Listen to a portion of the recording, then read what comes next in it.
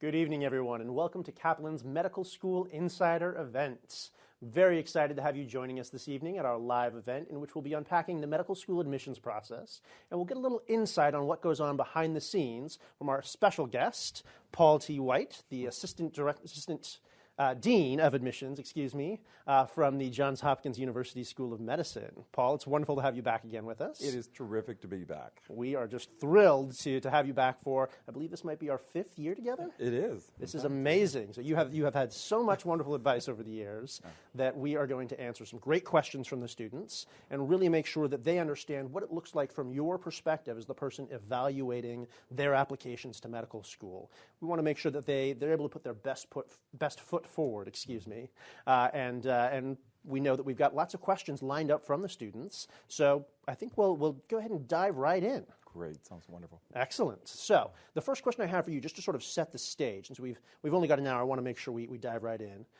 The first question I want to ask you is, let's just make sure we understand what the med school admissions timeline looks like. Sure. What are your expectations in terms of when students are submitting their applications? When are you seeing the applications yourself? And what advice do you have for students on this front of putting the timeline together for their application process? Well, first of all, they need to realize that whatever timeline may vary depending on the medical school, but in general, the students cannot access the MCAT application until just about now. Maybe it's been open for a week, but they cannot submit it to MCAT until after usually the 1st of June, first 2 days of June or so. And while MCAT may release the MCAT application or primary application to the medical schools to which the students have designated, not every school will receive it, because there are some medical schools, like my own, for instance, that only want verified applications, meaning AMCAS has gone through all the credentials and verified the information as being correct, accurate, and reflecting what they're doing now. And so we won't get that until the last Friday in June, typically. And then we'll release our secondary application in early July. And the review process pretty much universally begins in July for all of us. We send a secondary to every applicant who's been verified, whereas some schools may pre-screen the primary application, the AMCAS application. But all of our applicants who are verified will get that, and we'll begin reviewing those applications, as I said, in July. And the interview process itself really doesn't begin until sometime in August. Typically, that's towards the end of August, not the beginning, but towards the end of August. And that will continue right through December and January, and even February, again, depending on the medical school. So that's why it's imperative that the students know that not every school is the same, and it's really critical for them to know that each school's philosophy about processing and contacting students and granting interviews, and whether or not they have fixed notification dates, which may be in January, maybe in February, or if they have rolling admissions, which can begin after the early decision process, anytime after October 15th, and roll right through. Absolutely. And I think that's an important distinction. As we're having this conversation this evening, I know you're speaking from your experience, which is quite vast. You've been a dean of admissions at several different medical schools, but every school really is different, and so it's to the student's advantage to do their research, to reach out to individual schools that they're interested in. Exactly. I mean, that is probably the number one suggestion I can make to anyone. Do your research. Absolutely, absolutely. I wanted to start the conversation here on the timeline piece because specifically as an MCAT instructor, as someone who's working with students right now to get ready for the test and to prepare their applications, this is probably the most common question I've seen. When do I need to get my application in?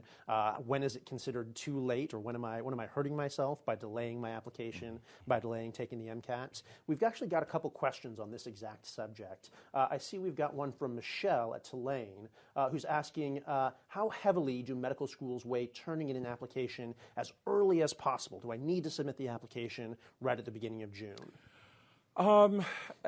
Again, I go back to what I said earlier. You need to contact the medical school or look at their website. They will give you some insights as to whether They think it's important that you get it in very early. We're pretty explicit at Hopkins. Get it in when it's ready, number one, and get it in by our deadline, number two. And if you're in by our deadline, then you're a valid candidate at any time after that. Some people want to rush to get their applications in June. That's fine. But you have to know whether or not the schools, to all the schools that you're applying to, what their policy is in terms of updates. Once we receive your verified application, we will not accept updates at Johns Hopkins. We will accept them for interviewed candidates post-interview, whereas someone who's applied in June and who's taking courses in the summer that they may have needed or had an additional experience, say clinical experience, clinical exposure, or had research, and they wanted to give us an update about it, we can't accept it. So that's why it's really important that they submit it when it's ready. And if that means waiting until August, that's fine. Our deadline is October, and most schools are even later than that. I think that's a great way to phrase it, that it needs to be ready, because one of the things that I see with several of my students is they're rushing to take the MCAT because they think they need to hit submission, need to submit the application on that very first day that it's open.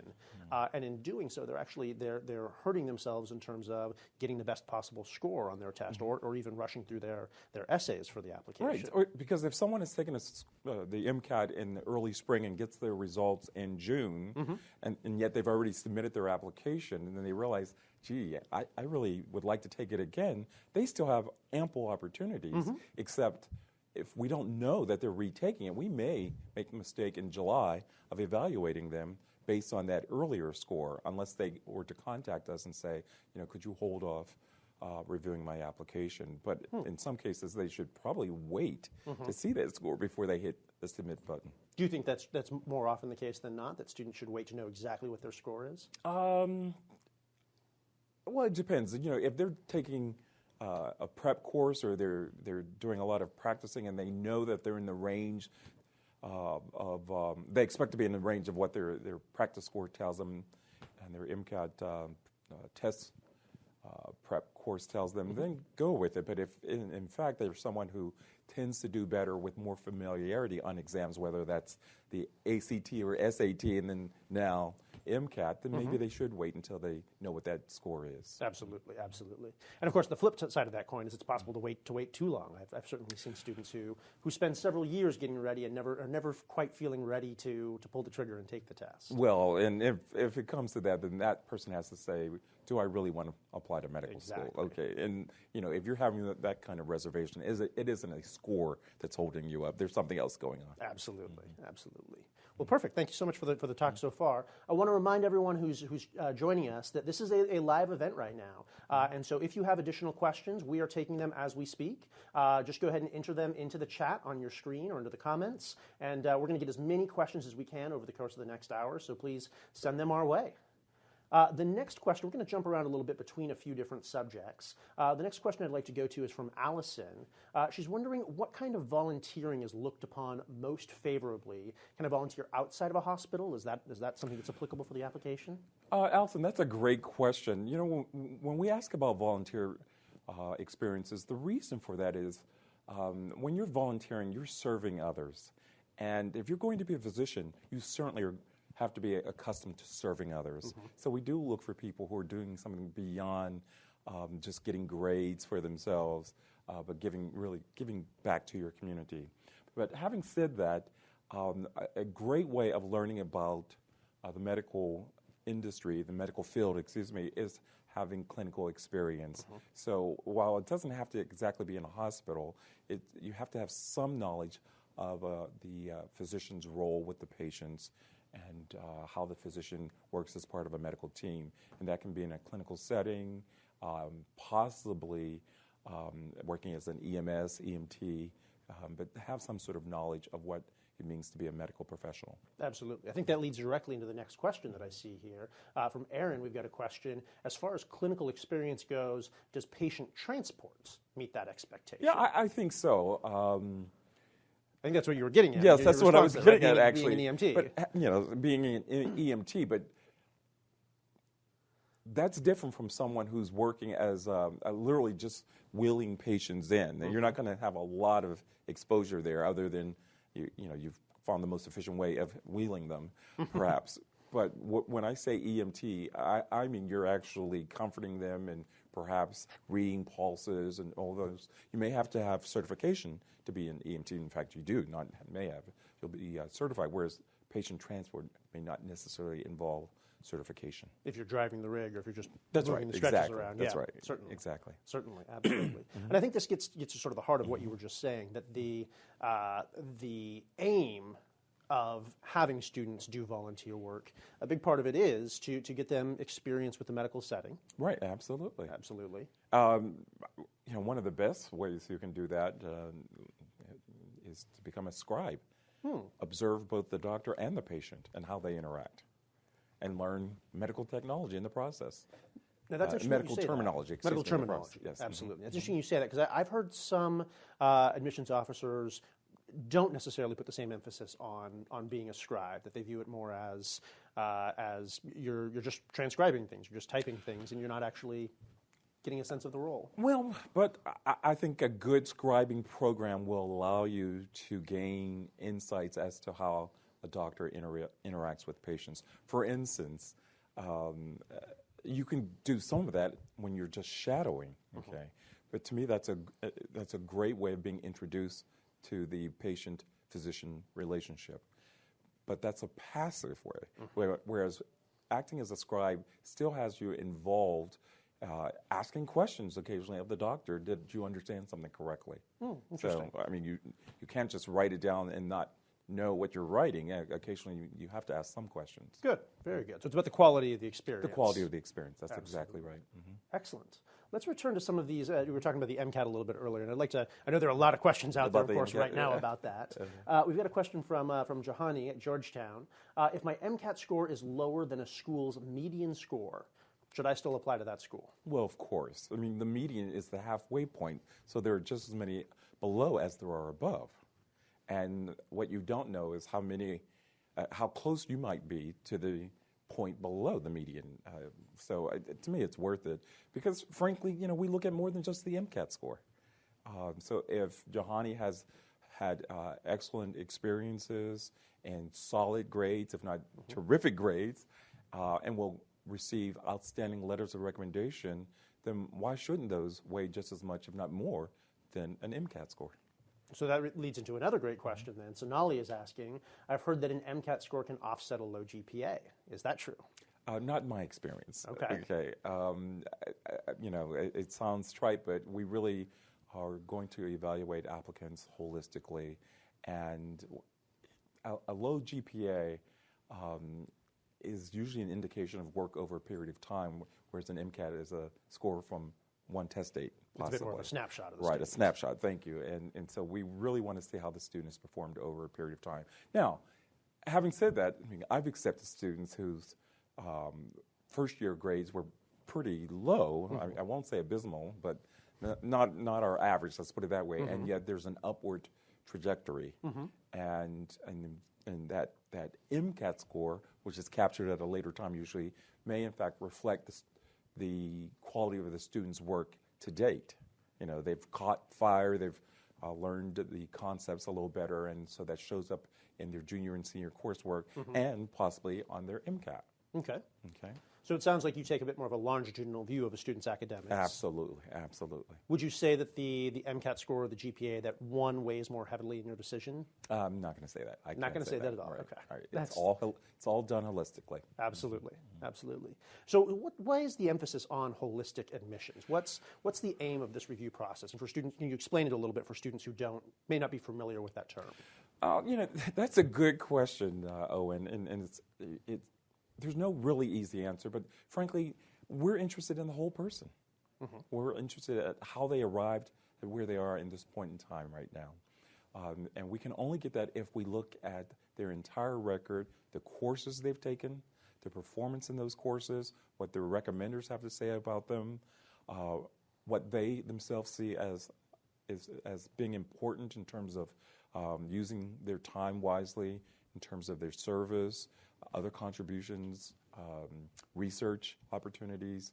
So we're curious about the entire being. Interesting. No question. Because one of the things we look for in medical admissions is lifelong learners, because that's what you have to do once you're a physician. You can't just stop once you get to medical school, or once you get your MD. You're still learning. Okay, so that means that we really need to know about the whole person. Interesting.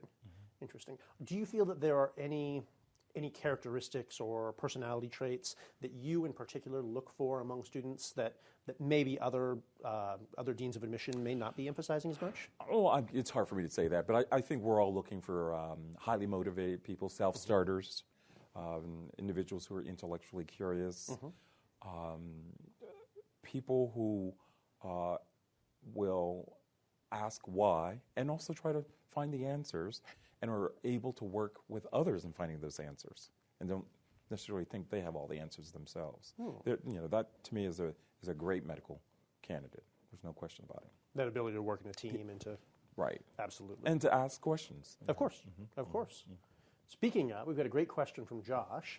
Josh is asking, what are some questions you should ask a specific medical school that might not be provided if you go to their website? What are some of the questions that when a student asks that of you, either in an interview or at some stage in the application process, that shows forethought on their part? It does, and I'll tell you a question I love to get asked, and they're going to all ask this probably, but if you start asking about the culture of the student body, I think that gives you an insight. If I can identify what that culture is, and if you see yourself being a part of that culture, or you may say, that's not what I'm looking for, but you really, I think it makes sense to try to find out the culture of the school.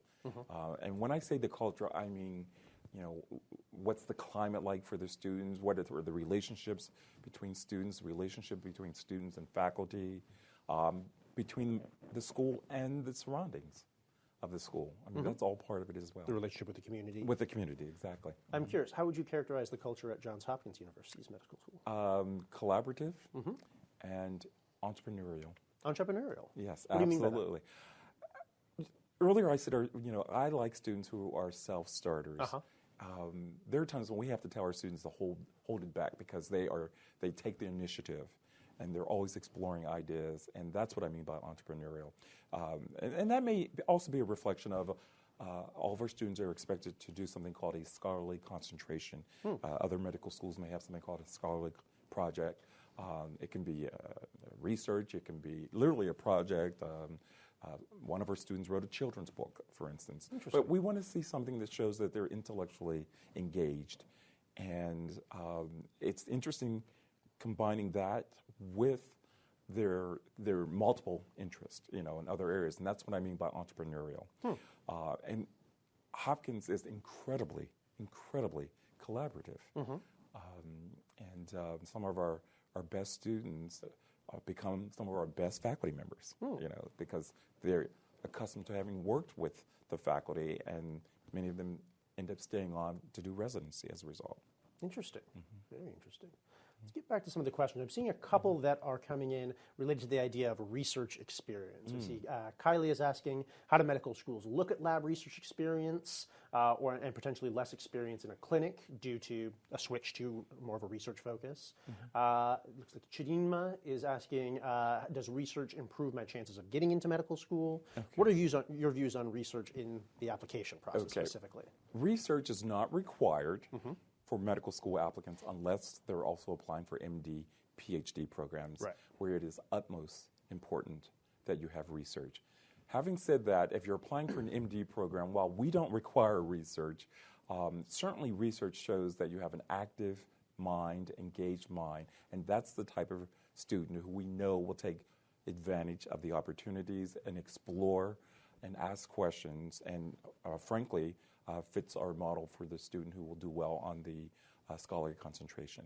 So, but as I said, we don't require research. Every first-year student has an opportunity to do research at the conclusion of their first year by applying for research grants through the Dean of Students Office, but not everyone does that, and that's fine. But we certainly see it as one tool to evaluate a student, who hasn't just played it safe, but is also interested and inquisitive about areas that lead them to research. It sounds like it's another example for you of the entrepreneurial spirit that you're looking for, of the academic curiosity. Absolutely. And the question about having research and then moving to another area, that's fine again, for the most part if you're just applying for the MD programs. If you're applying for an MD, PhD, we really want to see sustained research in the same lab, possibly resulting in co-authorship on a publication. But that's certainly not required. Only for MD, PhD. For PhD, yes. Right, yes, but not for, yeah. And even having a publication isn't necessarily required, but leading to a publication perhaps. Yeah. Exactly, yeah. Yeah, I've had a number of students who have seemed to be in a panic because they weren't first author on a paper. Right. No, they don't have to be. But I met a young man just about a week and a half ago who graduated from college 3 years ago and has been in 3 labs in his 3 years since graduating, and he doesn't have a publication and hasn't even done a poster. So, something like that, if you're interested in an MD, PhD program, doesn't bode well. And I told him that. Certainly, yeah. Well, that's why we're here tonight, to answer these questions and to make sure that students have the best possible information straight from the source. Okay, I hope so. Let's take a couple more questions. Let's see. I see James is asking, how do medical schools look at post-bac or graduate GPA in comparison to the undergraduate GPA? Again, I go back to what I said earlier, which was we use a holistic review process. When we look at the post-baccalaureate GPA, especially the post-baccalaureate GPA, we want to see improvement. Now, it depends on what type of post-bac they're doing. Are they doing a career changer post-bac, so that they may have been a straight A student, it's just they didn't have the science prerequisites. And then there are the academic enhancement post-bacs for someone who was a science major but did not necessarily have, they hadn't mastered all the areas and the sciences needed for medical school. These are typically master's level programs, these academic enhancements. So if they can do that really well, most schools will give them the opportunity to at least have an interview then. Okay. Now, if they've only done a graduate program, it depends on what the graduate program is. Certainly. So they may have had an indifferent or mediocre academic record as an undergraduate, but again, to use a term I mentioned earlier, they caught fire in their graduate program because it really engages them. So we want to know why. I think that actually relates back to a question that I hear all the time from students. Does it matter what their major is as an undergraduate? No, it does not matter, but they have to show a high level of skill in that major. So you have to approach it as what it is, an academic exercise, and do well in it. You can't just skim the surface and say, all right, I didn't learn anything, but hey, I did have a major. Most majors will require a thesis or a senior essay or something, and again, that can give us some insights. We look at that person's major only in the sense that what was their major, how did they do in those courses, but how did they do in their non-major courses as well? Absolutely. You can't really specialize as an undergraduate. That's why you're applying to medical school or law school. That's where the specialization comes in. Or graduate school, exactly. That's right. Exactly. That's right. It sounds like one of the big problems that a student might have, though, in that realm, is just sort of going through the motions of being a pre-med, of checking off the boxes.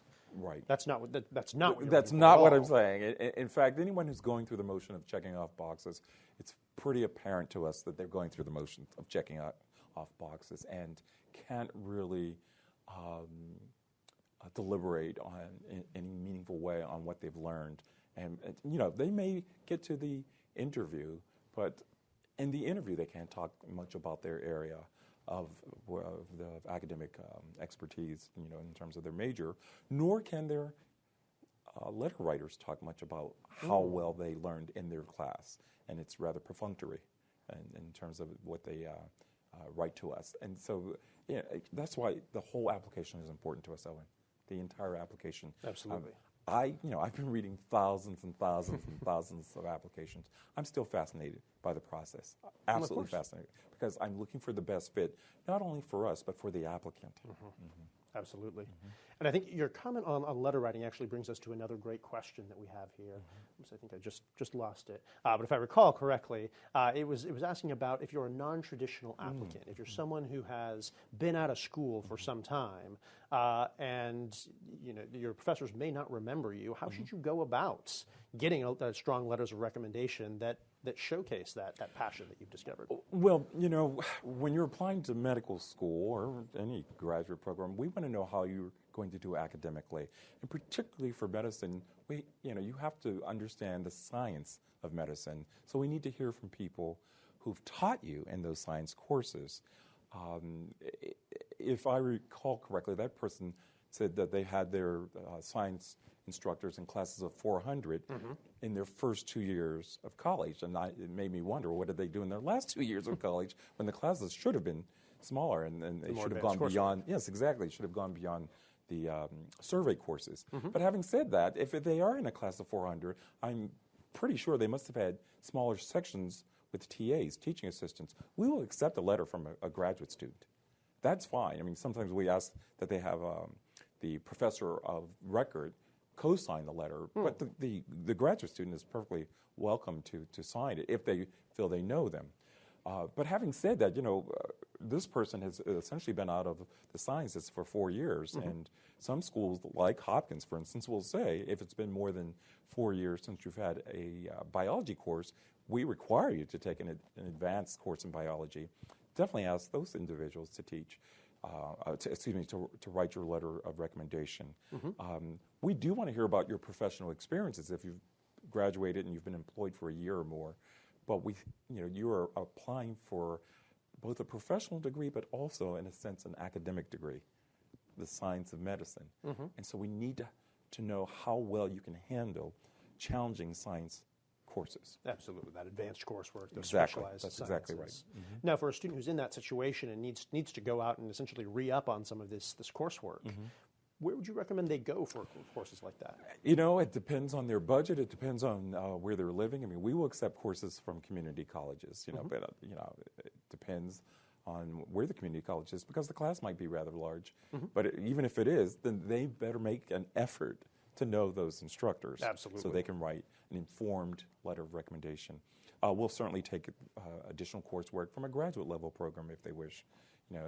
Again, it has to fit reasonably within their budget. We're not asking someone to drop their employment and take a full load somewhere just so they can have letters of recommendation. Now, if they can afford to do that, great. But that's not what we're asking. That might be one of those Masters of Science programs. That's right, exactly. That's exactly right.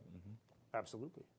Let's take a look at a couple of questions about the interview process, since you brought that up as well. So you said before that the interviews generally starts in August at the earliest. Yeah, mid-August or so, yeah. And if a student hasn't heard about an interview, hasn't been invited to an interview, at what point in the year should they start to be concerned by that? I think if they haven't heard by January, January, they may get a little nervous. But again, it depends on the medical school. That's why you really need to not only go to their websites, but make sure you understand. For instance, if I say on our website that our process interview process is from August through February, that means it's possible you'll be invited to interview in early February for interviews in late February. Okay, now some medical schools complete the interview process in July. They will tell you that on their website. So that's incumbent upon the student to understand that. But generally, if you haven't heard by December or January. Depending on when the secondary deadlines are, some have them in October, some in November. Our deadline isn't until December 1st, and that means we're still processing people, and we still have slots. Interview slots usually are available right through February, and spots in our places in our class are still available right through March. We're still making offers of admission into March. Excellent.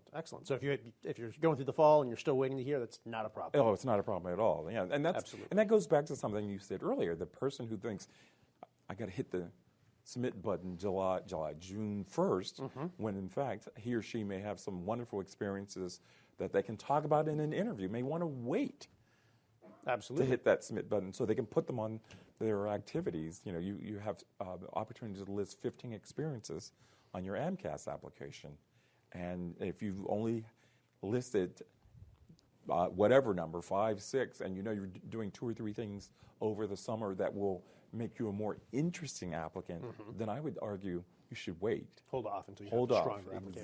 Exactly. Absolutely. Excellent. Well, I want to remind everyone out there watching that we are taking questions live. This is a live event right now. So please feel free to send in more questions via the chat or the comments section. And let's turn our attention to a couple more questions from the audience about interviews in particular. I see Gianna is asking, what do you recommend a student do in order to prepare for the interview? A couple of things. One is to read the school's website. Naturally. Because you don't want to ask questions that are easily answered by the website. Those are not the questions you need to be asking. Don't ask me what is your class size. That's on my website. Ask me things that will give you some insights into what we feel is important at our medical school, like the culture. Like the culture, question. yeah. Exactly. But you should also read your application because we're going to ask you questions. First of all, they can be a rather free-willing experience, the interviews, but there are certain questions that we try to get at that relate to the competencies or behaviors that we feel are important for medical students at our institution. And these are on our secondary application generally. Not on the primary application, but on the secondary education, so they're school-specific. Know what you wrote. Absolutely. Know what you wrote on your personal statement, for that matter. If you're applying for the MSTP programs, the MD PhD programs, know what you wrote as your research essay. Okay. So it's important that you be extremely familiar with your application going into the interview. If you're fortunate enough to get to that spot, that's great, but you need to be able to talk with authority about what it is that you said in your application. Certainly. I always tell students that if they get invited to an interview, it's a great sign because it means that the school is legitimately interested. But it's not a in guarantee of admission. Absolutely not. Right, Yep. exactly. You still have to carry the ball all a the way little down further. the That's field. right. Exactly. A little further. Right. Well, a couple more questions on the same subject then. Let's see. We see Natalie is asking, what tips can you provide for the interview process? I think we've spoken a little bit about that. But what is the interviewer looking for? Depends on the interviewer. There are so many different interviewers for each committee and styles. I mean, we have 70 to 80 people who interview for us, who are all on the admissions committee, by the way. And there are some who, when they present the candidate at the meeting, I'm like, that's a great question. I have to think about that. I don't want to steal their question, but what they were able to glean from that student is just amazing based on the questions they asked.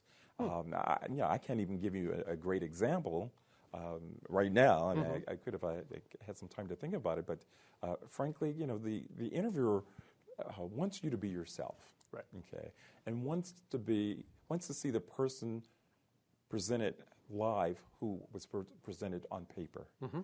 And when I say present, I don't mean just what you wrote, but what your recommenders wrote about you.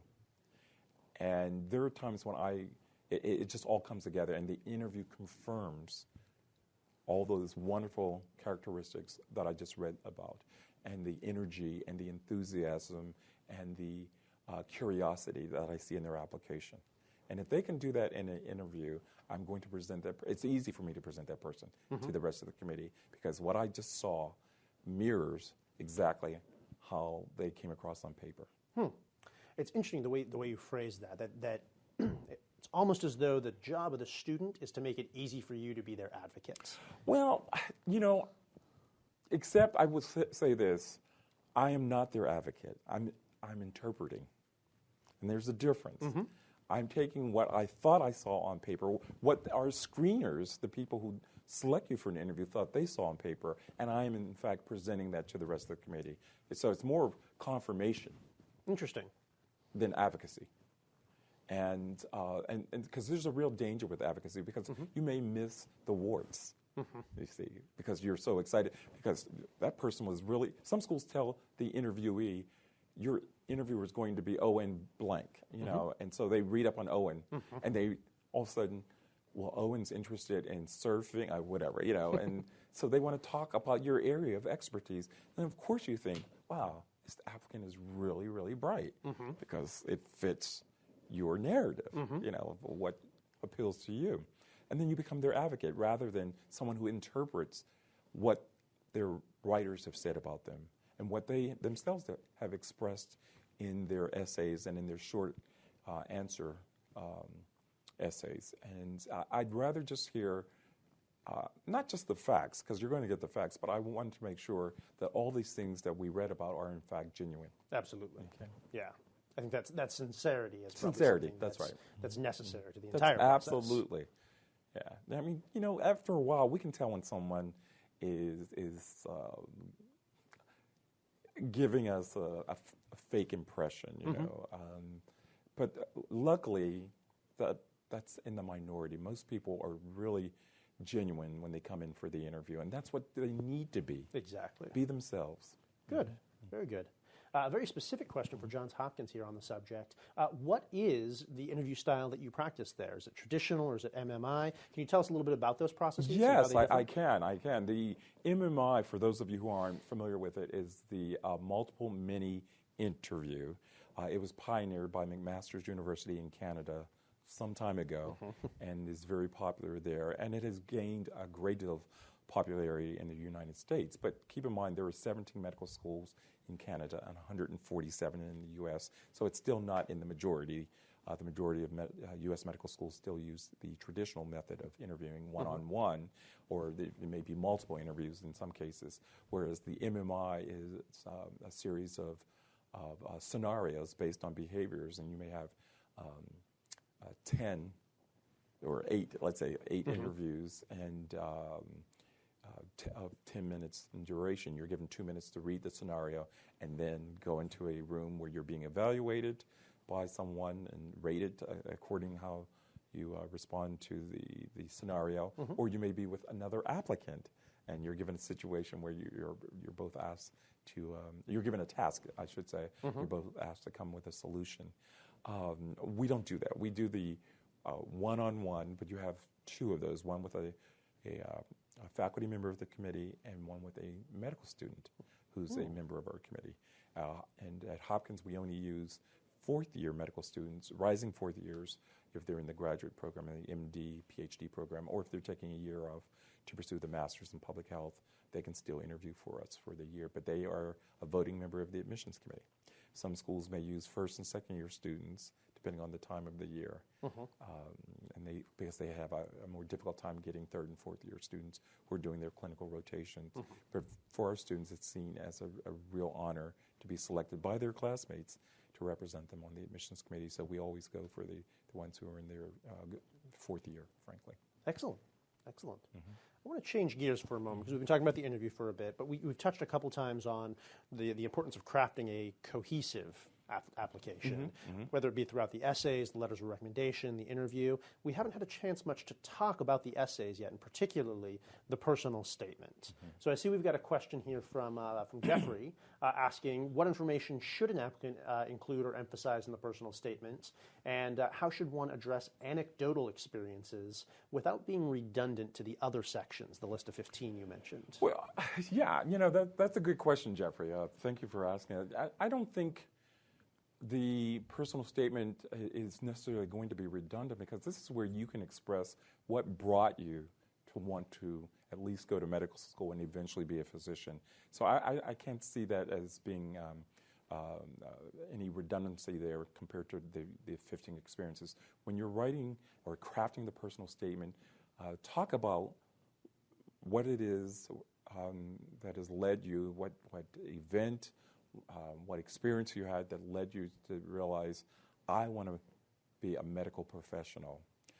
It may have been someone else's illness. It may have been your illness. It may have been, you know, a great rapport with your childhood doctor, and you realize she has really inspired you to want to go into the profession.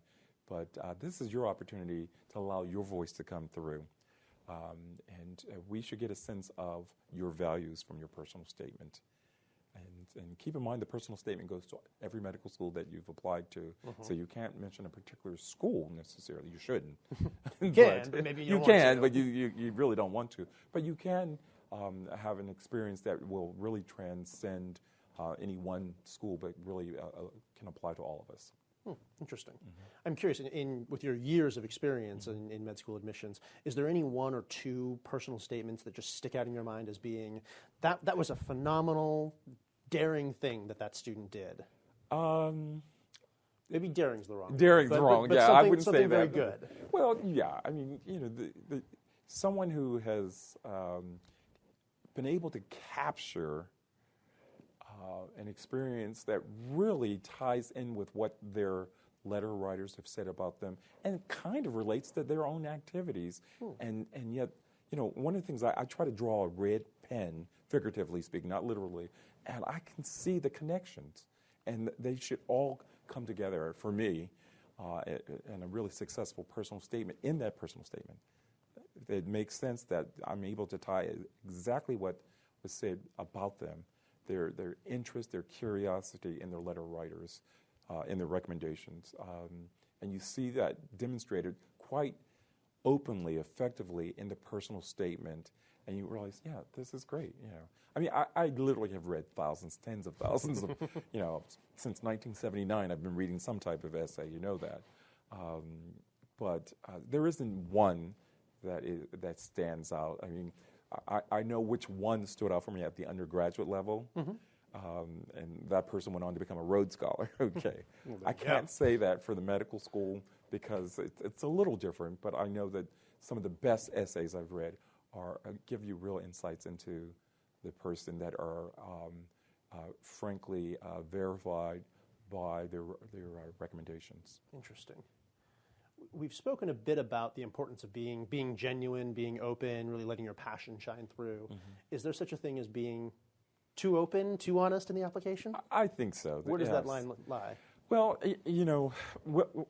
any essay that you write, you should be able to have it reviewed by someone else. And if you're embarrassed to share it with someone because it's too revealing or they may doubt the veracity of it, then rethink it, because it has to represent who you truly are.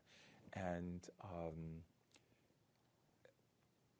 I don't think there's, I don't want to say nothing is is objectionable, because on the one hand, if you really feel passionate, tell us, but you can use an interview for that. It doesn't have to necessarily be in the essay, because as I said earlier, this is going to everyone, and every school's a little different, and we're not all the same, trust me. Interesting.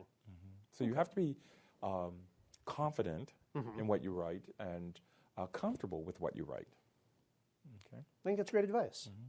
Let's take a couple more questions from the audience. And again, if there are students out there who are just joining us or who haven't had a chance to ask a question yet, please go ahead and enter your questions into the comments or into the chats. I see we've got a great one from Anna at University of Pennsylvania, who's wondering how financial aid eligibility is determined. Well, Anna, that's something that the admissions people don't have to worry about. That's why you apply for financial aid. But I have overseen financial aid in my past life as well. So when you're applying for financial aid, you usually will have to submit the FAFSA, the free application for federal student aid, along with a school-specific application in most cases. We will accept, at Hopkins, we will accept the CSS profile, College Scholastic Service profile. Some schools use a form called Need Access, and they will take those forms in combination and look at not only what the FAFSA says is your need, but also the additional questions asked by the profile, in our instance, will determine what your family contribution should be. And they will subtract that from the cost of attendance to arrive at your need. So it's a combination of the student's contribution and the parent's contribution becomes the EFC, estimated family contribution, which is subtracted from the cost of attendance, and that's where you arrive at the need. And those are for schools that use need-based financial aid. If you're asking about merit, that's a little different, because merit has nothing to do with your need, your financial need. Merit is based on whatever criteria the school establishes and how well you meet those. Okay, and that's on a school-by-school basis. And that's school-by-school basis. Where this is a FAFSA, if anything, will be used to determine how much loan eligibility you have, and then the additional forms are used to, for us at least, to help determine how much grant you might need as well beyond the loan. Certainly. Excellent. A couple more questions from the audience. I see we've got a great question from Liz here. Applying after having started a career, does it make sense to focus the majority of your application as you're crafting this story and this statement on that career, on that professional experience, or on the academic experience that you've had previously? We want to see both, Liz. So yes, that is a good question, but keep in mind, we want to know what your contributions were, what your efforts were as a college student. And since graduating, we want to hear what you've done, which is also why we want, in addition to the academic recommendations, we want a letter of recommendation from someone who has supervised your work and is familiar with your work, so they can tell us the type of worker you are, frankly. But we need to hear both. But don't forget or overlook the undergraduate experience. That's very important to us. Excellent. Great. Another question from Jordan. Does graduating with a double major, either a BS or a BA, or a BS and a BA, I should say, make you more attractive as a candidate? Is that something that would help someone rise to the top of the applicant pool? Not necessarily. I mean, you can be a double major and be mediocre in both. If someone is a double major and is hitting it out of the ballpark and making all those contributions that we expect to see in terms of leadership, in terms of clinical experiences, volunteer experiences, publications, fantastic. But we don't expect that from everyone. And so it's always a bad idea to think having a double or triple major will make me that much more attractive or that much more compelling a candidate. It's that in and of itself is not enough. It's what you do with it. Exactly. And other things. I think that comes back to the passion you've been talking about. That comes back to the passion, exactly. Exactly. Another question from Brooke.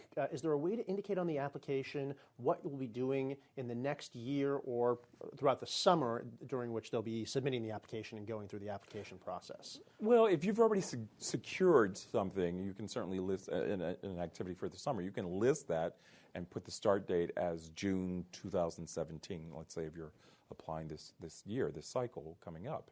And then the end date could very well be July 2018, because you expect to go to medical school. But if that changes, and let's say you're invited to interview, and you have to let them know that you're no longer doing that activity, that may impact how they view you. If what they thought you were doing sounded just fabulous and terrific and would help add another dimension to you as an applicant when in fact you're no longer doing that. For instance, there was an applicant this past year who applied and said that he would be working on a major book as a researcher and had been asked to write a chapter and put that on his MCAT application. However, when it was all said and done, he didn't do it, and the author of the book asked him to update the medical schools, and he chose not to.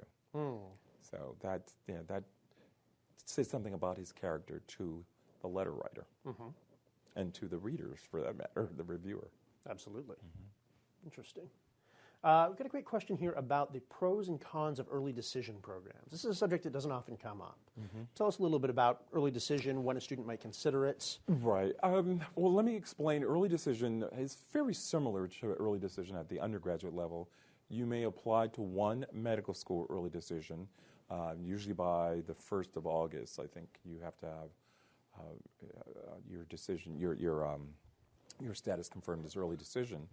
And if you're invited to interview, you have to be interviewed in August and certainly by the middle of September, because you have to be notified of your decision by October 1st. But because you've applied early decision, you cannot even file a regular application until after October 1st, possibly after October 15th. And some people don't want to take that risk because they feel like it may hurt them. Now, frankly, that's not the case for us. But we don't have early decision either at Hopkins. When we did have it, we rarely admitted anyone early decision. So we formally withdrew from the early decision process a number of years ago. But I think it's a great option for those students who see themselves as really fitting that institution's profile and feel they can add something to it. For my money, anyone who applies early decision should resemble the profile of the overall class that matriculated the previous year. So it shouldn't be a strategy of saying, well, I know I don't have the requisite MCAT scores or GPA, but they'll know I'm really interested, because if that were the case, everyone would be applying early decision. But instead, it should be someone who says, I look like this, and I love this place, and I want them to know that. This is my dream And I'll school. go there, exactly. Exactly, yeah. Right. Interesting. Good, very good. Let's take another question then. We've got a question from Matt that I think is a big one I see from students a lot. When we're talking about the experiences, and I think Matt is particularly looking at clinical experiences here and volunteering, should we emphasize quantity or quality? Is someone ever turned away for having only 50 hours of shadowing or clinical experience? I don't know where Matt got the idea it had to be 50 hours even, but you have to have some quantity, because if you've only done a few hours, then how can you have quality, understanding?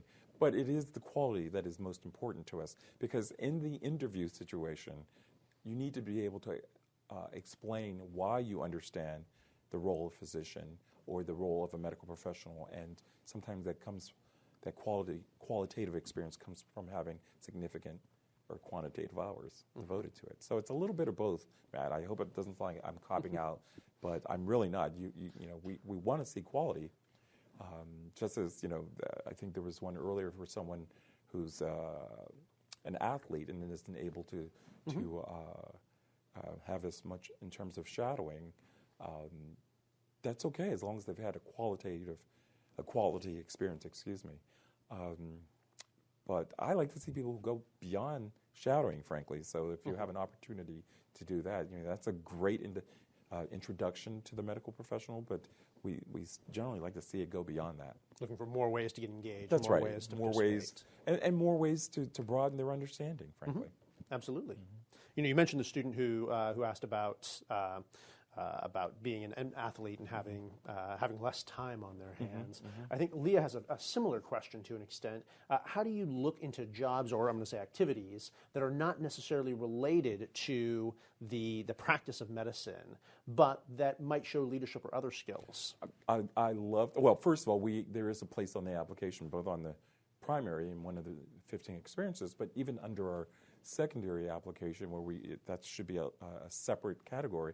We're not looking just to see whether or not you made money, but there are people who aren't as able to be involved with extracurricular activities because they are working 20, 30 hours a week during the school year, and yet they are also hitting a home run in terms of their academics. That person will do well. That's both leadership, that shows initiative, and it shows that when they get to not so much medical school but residency, they're going to be able to carry their own weight and then some. Absolutely, and it shows that those time management skills. Time management skills, so which crucial are when you're going incredibly to medical school. important. That's exactly right. Absolutely. Let's see. Another question about letters of recommendation from Maria. I understand the quality of letters of recommendation is of the utmost importance. How many would you recommend that a student get? And maybe we can speak a little bit also about committee letters here. Well, that's sure. Let me start by the committee letter. If you're at a school that has a committee letter, you don't have a say in how many letters. We require a committee letter if your institution has one. Now, the committee letter can be an overview with 15 letters attached. Okay, but usually a good pre-medical advisor will extrapolate from some of those additional letters and reinforce what they're saying in his or her committee letter. If your school does not have a committee letter, medical schools like Hopkins require 2 academic letters from science faculty and 1 academic letter from a non-science faculty member who's taught you. And if you're applying for MD, PhD programs, they want to hear from a PI, your principal investigator, or research mentor as well. But the question about how many letters, I say ask the school, and you don't want overkill. I am perfectly fine with only 3 letters for those students who are applying from schools that don't have a committee structure. 3 letters.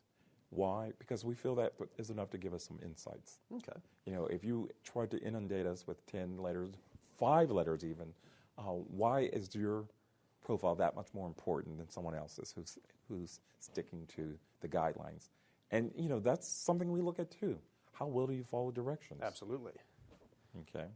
And when people send in, and I've seen 20 letters, and if 20 depending letters. on my mood, I may read all 20. And that doesn't necessarily bode well if I have to read 20 letters. Certainly. Yeah, Wow. because it's rare for them to say widely divergent things about you. And I was going to say, correct me if I'm wrong, but the at a certain point the letters would probably sound They sound the same. redundant. That's right. Absolutely. If they're not adding something new to the conversation, That's right. then Right. there's not really a need for them. And the other thing, and this is probably not that nice to say, but there's a certain amount of insecurity applying to medical school. I get that, but all you're doing is reinforcing that when you send in 10 letters, 12 letters. You're reinforcing that. Interesting. I've got a really good question here I want to make sure we get to. I've been a nurse for over 15 years. Upon reading a few blogs about getting into medical school, I've seen it mentioned that medical schools do not want students who worked at a nurse for more than 5 years because of the way they think about the practice of medicine. Is that valid? How would you think about that? That's a great question.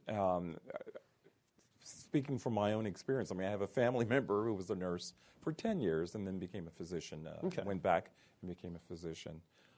And the reason why she became a physician was she felt she could do the work and wanted to take on a greater role. But it's usually the nurses who are interacting with the patients, far more than people realize. But in terms of, the important thing was the person said if they've done it for more than 5 years, I don't know about any time frame. I've never heard that. But do keep this in mind. When you're applying to medical school, you have to be a medical student. Everything you've done in the past is behind you. So you have to learn to think as a medical student and not necessarily draw on your experiences in your preclinical years. You can certainly draw on them during your clinical rotations as a nurse, but even there, you have to make sure they apply to what you're learning as a future clinician and physician. And the roles are not the same. There are different elements that need to be brought into play. That's exactly right. Excellent. But in and of itself, being a nurse is not a disadvantage in our process.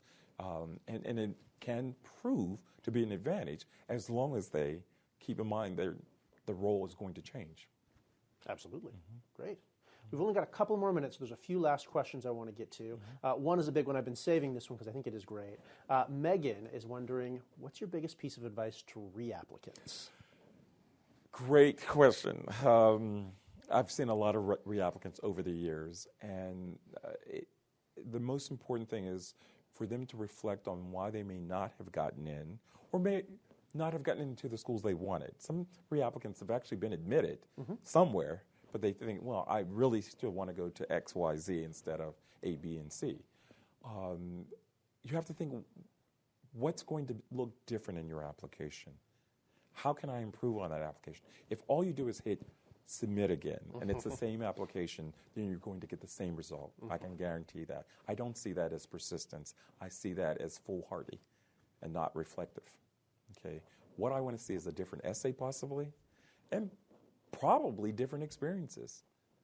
And if they think they may not have gotten in because of their academic profile, then don't apply until they can strengthen that academic profile.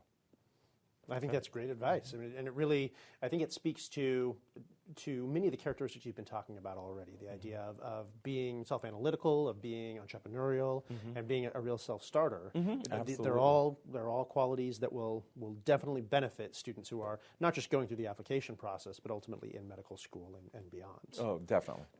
Absolutely. Well, unfortunately, that brings us to the end of the show for today. This was a very fast hour. It really was. Paul, thank you so much for all of your insight tonight. For all the students out there who are still typing questions, we're going to do our best to answer as many of the questions as we can in the chat. And of course, we want to make sure that we get to your questions, that we give you answers. So please feel free to reach out to us on our Facebook page or via Twitter, where we're very active on social media, and we're happy to answer whatever questions you all have about the medical school application process. Paul, let me say thank you again. I know this was a lot of fun for me, and I enjoyed it too. I hope the fact that you've been here so many times is reflective of the fact that it's fun for you as well. It is. I love what you all are doing, and if I can help ease the fear that people have in the application process, I'm more than happy to do this. Absolutely. Well, thank you so much, and hopefully we've allayed some of those fears this evening. I hope so. For everyone online, thank you for joining us, and I hope you all have a great night and best of luck with the med school admissions process.